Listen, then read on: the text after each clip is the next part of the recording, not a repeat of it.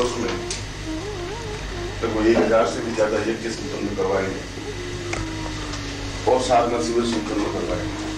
साधना शिविर का तात्पर्य है कि अलग अलग शिविरों में अलग अलग देवताओं की साधनाएं संपन्न हुई, किस प्रकार से साधना होनी चाहिए, मंत्र जब कैसे होना चाहिए, कार्य विधि क्या है, तरीका क्या है, उस प्रकार ये मूल उद्देश्य।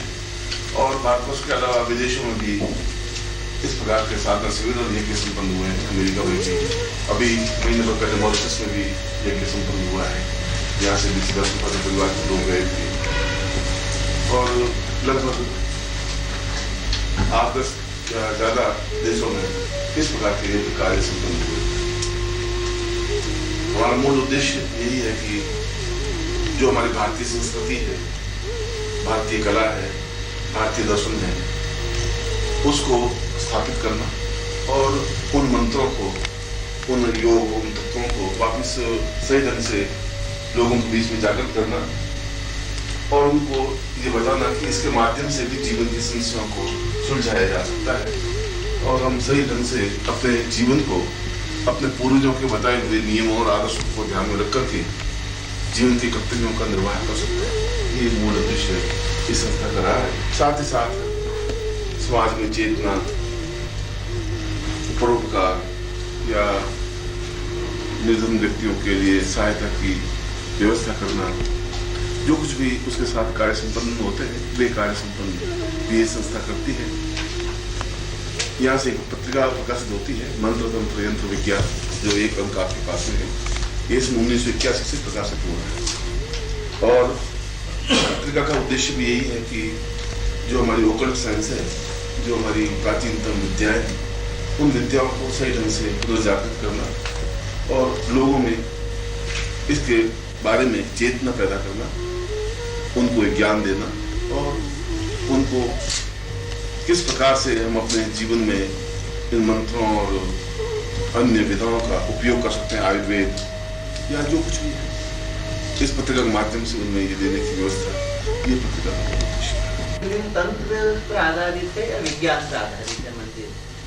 तंत्र और विज्ञान में डिफरेंस है ही नहीं, आप में और विज्ञान में डिफरेंस है ही नहीं। यहाँ हम बैठे विज्ञान के अलावा चल ही नहीं सकते। ये सब विज्ञान है, जो आप लाइट देख रहे हैं ये सब विज्ञान है, जो आप पेन हाथ में पकड़े वो भी विज्ञान है, जो कागज पकड़े वो भी विज्ञान है। विज्ञान की सहायता से कागज बन पाएंगे तो विज्ञान को मदद नहीं कर पाएंगे। तो ऐसा दर्शनों से मगर ये पूर्ण रूप से तांत्रिक शिवलिंग है। ये जो महाकालेश्वर का, महाकाल का मतलब है मृत्यु को बिल्कुल हटा देना या मृत्यु से परे हो जाना, जीवन में मृत्यु हो ही नहीं। तो ये तो तंत्र के माध्यम से संभव है, इसलिए तंत्रेश्वर ही, इसको प्रारंभ में तंत्रेश्वर कहा गया शिवलिंग को। और इस शिवलिंग की कई विशेषता है जो जैन के लोगों को भी शायद कम ज्ञात है। इस शिवलिंग की 5 विशेषताएं हैं। एक तो ये विशेषता है कि ये मूल रूप से तांत्रिक शिवलिंग है। ज्योतिर्लिंग तो है मगर 12 ज्योतिर्लिंग भी 12 एक विशेष क्रम से उनको स्थापित किया गया है। केवल शिवलिंग की वजह से शिवलिंग नहीं बने, उसमें उनकी एक सुदीर्घ परिणाम होंगे, उनकी चिंतन होगा कि विश्वनाथ का मंदिर, वहां विश्वनाथ का मंदिर क्यों हो, विश्वनाथ की विशेषता क्या है, या रामेश्वरम की क्या विशेषता है, या महाकाल को महाकालेश्वर क्यों स्थापित किया गया है।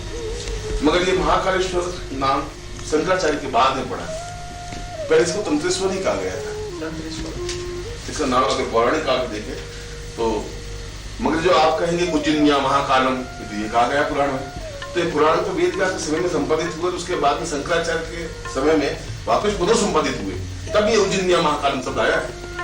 इससे पहले उज्जैनिया महाकालम शब्द पुराणों में, जो मैं आपको पुराण कह रहा हूँ वो पुराण वैसे नहीं है कि जो जिसमें औरतें लिखे गए वही पुराण आपको पढ़ने को नहीं मिल रहे हैं। ये तो उनका संशोधित होते रहे, इसलिए खैर उज्जैन की गणना प्राचीनतम नगरियों में होती रही है, मगर मैं शिवलिंग की बात कर रहा हूँ। इसलिए वहां फिर महाकालेश्वर मंदिर ये बना। पहले इसका नाम तंत्रेश्वर था, शिवलिंग वही है। और इस शिवलिंग की विशेषता यह है कि ये पाताल से निर्मित शिवलिंग है, यानी पाताल से उद्भव हुआ शिवलिंग है और जिसका सिर ऊपर तक ब्रह्मांड तक पहुंचा हुआ है। ऐसे शिवलिंग के बारे में गणना है, इसलिए कई बार इस शिवलिंग की पूजन बिल्कुल पुरुषोचित आकृति करके किया जाता है। जैसे इसके ऊपर मुकुटा लगा दिया जाता है या लगाते होंगे, जो मूंछें लगी हुई शिव हो, ऐसा बना करके फिर पूजन होता है।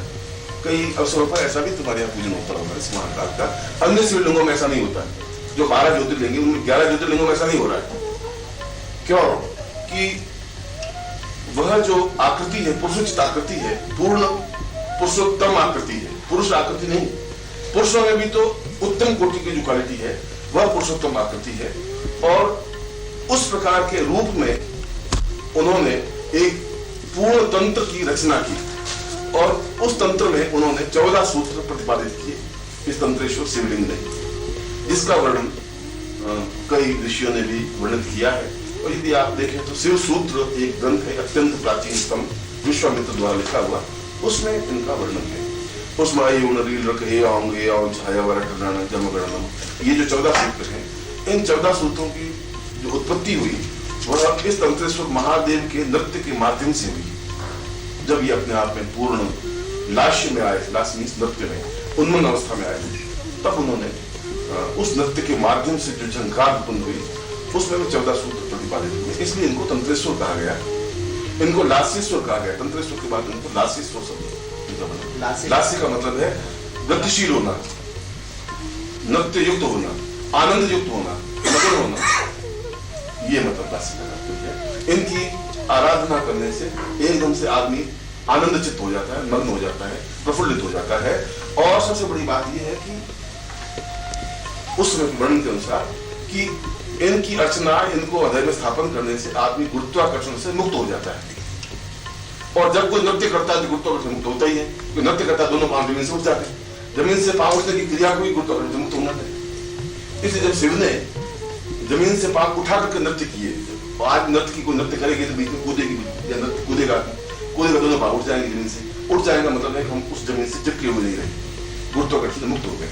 जब गुरुत्वाकर्षण से मुक्त हो जाएगा तो जीवन के सारे पाप, ताप, दुख, दारिद्र्य, कष्ट, विनाश से मुक्त हो जाएगा। इसलिए इसको लास्येश्वर भी कहा गया।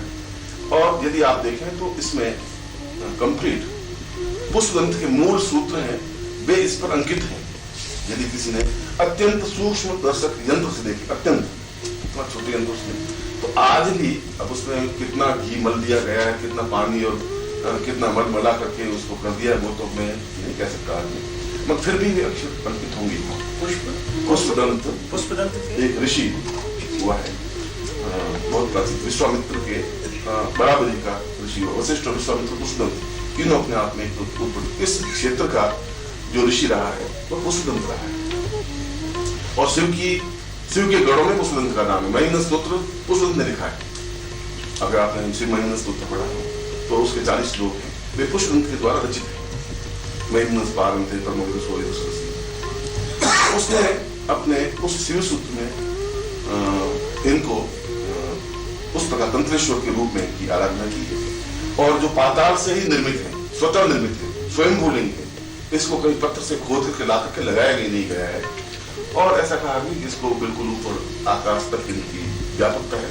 व्यापकता का मतलब इनकी तेजस्विता वहां तक पहुंचती है, और इनकी मूल ऊर्ध्वगामी जमीन पाताल तक है। इसलिए इसमें शिव सूत्र पूर्ण रूप से वर्णित है एक, और तंत्र की उच्च कोटि की जो क्रियाएं हैं जिनके 16 श्लोक, इन 16 श्लोकों से पूरे तंत्र की व्याख्या हुई। ये 16 के 16 श्लोक इनके पूर्वीय द्वार पर अंकित है। इनके 4 द्वार हैं, या यूं तो शिवलिंग के 4 तरीके, इधर पूर्व है, उधर उत्तर है, उधर दक्षिण है, उधर पश्चिम है, हो गए। किसी भी चीज के 4 द्वार हैं। उत्तर द्वार की ओर शिव सूत्र 16 शिव सूत्र अंकित है, और पूर्व की ओर, और उत्तर की ओर पूर्ण कुबेर कृत, क्योंकि कुबेर भी यहाँ से कुछ ही क्षेत्र में कुबेर की साधनाओं का वर्णन है। यदि आप देखें तो यहाँ पर नर्मदा के किनारे कुबेर आश्रम है, या कुबेर की कुटिया है, जहाँ कुबेर ने बैठ के साधना की थी। तो वहां पर कुबेर ने जो श्री सूक्त की रचना की, वह श्री सूक्त की शिवलिंग पर अंकित है। उत्तर द्वार, पूर्व द्वार अपने आप में महामृत्युंजय है, और दक्षिण द्वार पूर्णतः तांत्रोक्त जो तंत्र की विधाएं वे पूर्ण रूप से लिखी हुई है, अंकित है, स्वयंभू अंकित है, किसी ने छेने और थोड़े से अंकित नहीं की है। इसलिए आप सबसे मिलकर आपको परिचय ज्यादा खुशी होती। ज्योति प्रकाश श्रीवास्तव, चेतना। सुनील चौरसिया, प्रभात, विजय कुमार मिश्रा, नौभार, अर्जुन सिंह जंगल, दैनिक अग्निपथ, देवेंद्र निर्मोही, दैनिक भास्कर, सुनील जैन, सार्वजनिक अक्षर, सुशील दुबे, सामने दैनिक शब्द शर्मा, आदिश्य मिश्रा, आदिश्य मुंबई। अमरीश शर्मा, दैनिक स्वतंत्रता society. Rabindranath Gurtu, Canadian press और फॉरेन करस्पॉन्डेंट्स को सपोर्ट करते हैं। आप एक फ्रेंच फोटोग्राफर आज सवेरे यहीं था, मालूम नहीं था आपका, वो भी गया है सांची, कल तक आ जाएगा शायद। लमाउंट का प्रेस का रिप्रेजेंटेटिव है और जर्मन फोटोग्राफर डीटर लुडविग, उसके सानिध्य में काम कर रहा हूँ। कुछ थोड़ा सा उज्जैन के ऊपर रिसर्च भी की है और आपकी, मगर आपको मैं ऐसा सलाह दे रहा हूँ कि जो कुछ लिखा गया है उसी को आप पश्चिम को नहीं परोसें, कुछ एकदम नवीन चीज जो परोसें, आने वाली पीढ़ी पे आपकी कृतज्ञ रहेगी। बिल्कुल प्रामाणिक और नई चीज दी। आपने जो कुछ प्रकाशित है वो का वो दे देंगे। नहीं। तो आपसे पहले 8 किताबें छप चुकी हैं, आपकी नवी किताब छप तो जाएगी, मगर उसमें नवीनता कुछ जो सत्य नहीं मिल पाएगी। उज्जैन जो कुछ है, आपने महाकाल के लिए कहा, वो एक नवीन उज्जैन जो कुछ है वो दीजिए। उज्जैन को राजनीतिक दृष्टि से देखने से या यहाँ के सामाजिक दृष्टि से देखने से कुछ आनंद आएगा। वैसी कुछ चीज हो जो इसमें ओरिजिनलिटी हो, तो आपकी किताब अगले 500 साल तक भी जिंदा रहेगी, जो दूसरों ने नहीं देखी होगी उज्जैन को, उस महाकाल को। ऐसा हम लोगों ने कभी 1 महीने तक जब सिग्नस चलता रहा तब विशेषकर तांत्रिक हेडक्वार्टर्स उसको वर्ल्ड का मानकर, जो चक्रतीर्थ का जो अपना शमशान है या अखिलेश्वर का है या विक्रांत भैरव है, उसके ऊपर काफ़ी किया है। तो उसमें ही हम चाहते थे कि आपकी विशेषता में से, अब जैसे शिवलिंग है, ये अपना महाकाल है, आप इस अनेक में 3-4 दिन रहेंगे और उसमें जितना भी आप कुछ बता सकते, वो जो चीज होगी वो उज्जैन के वालों के लिए नहीं होगी जी, हिंदुस्तान वालों के लिए नहीं होगी, अधिकतर लोगों क्या विश्व के लिए तो बिल्कुल एक नई चीज होगी। तो फिर कई लोग आएंगे, उसका अध्ययन करेंगे, समझेंगे, तो एक नवीन चीज होगी आपकी एक ग्रंथ।